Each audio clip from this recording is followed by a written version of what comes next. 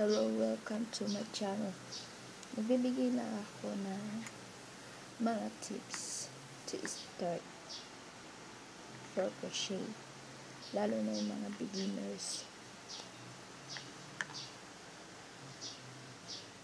Yung first kong hook ay itong number 3.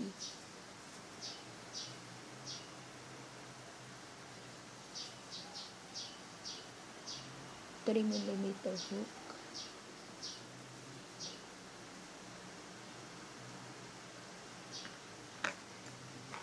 Yung second kong nabili is ito.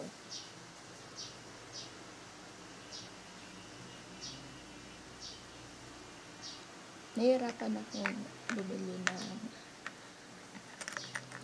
gantong klaseng hook kasi wala akong makita.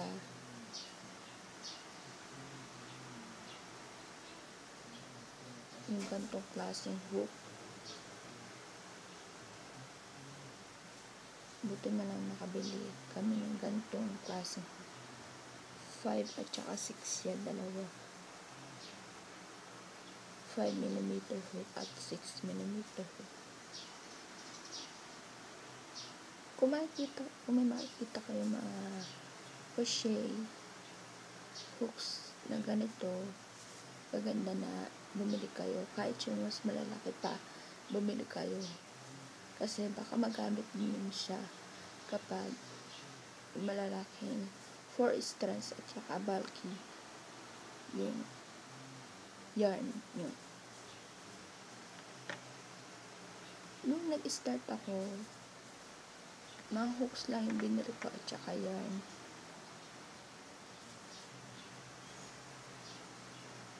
Kasi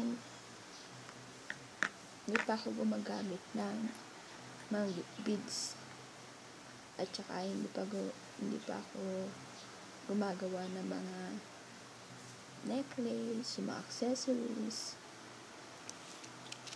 Pero nakita ko ng needles na pwede pang accessories, yung kasya sa mga beads na ginagamit ko. Ito siya.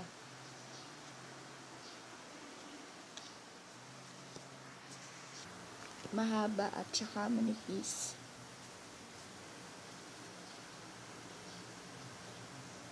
Para sa mga bulky naman at pangtahi, mga bulky yarn, 4 strands o pangtahi, ito yung ginagamit ko.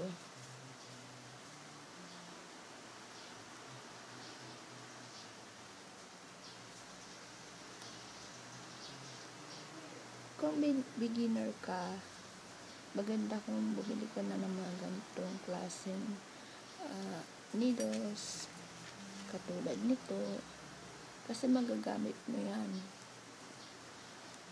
kapag nagtahi ka at saka sa mga beads, pag nag-crochet ka. At saka syempre, kung makita ka ng mga hooks, bumili ka. At saka pag bumili kayo ng yarn, may mga recommended na hook na nakalagay doon na makikita mo sa label ng yarn na bibilhin mo.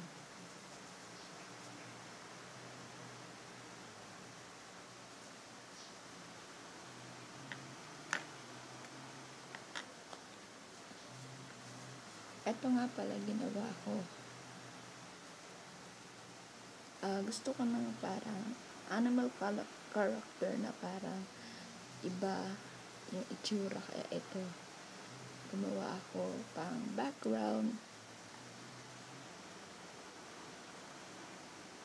Pinangalanan ko ng Lily at saka Lala.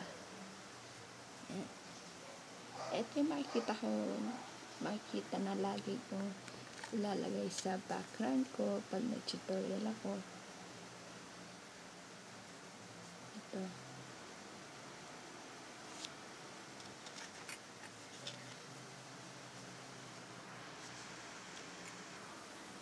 Kung gusto niyo i-tutorial ko itong si Lily o si Lala, ituro ko kung paano siya ginawa. Mag-comment kayo. Yan. Thank you. At i-like nyo ang aking channel at video.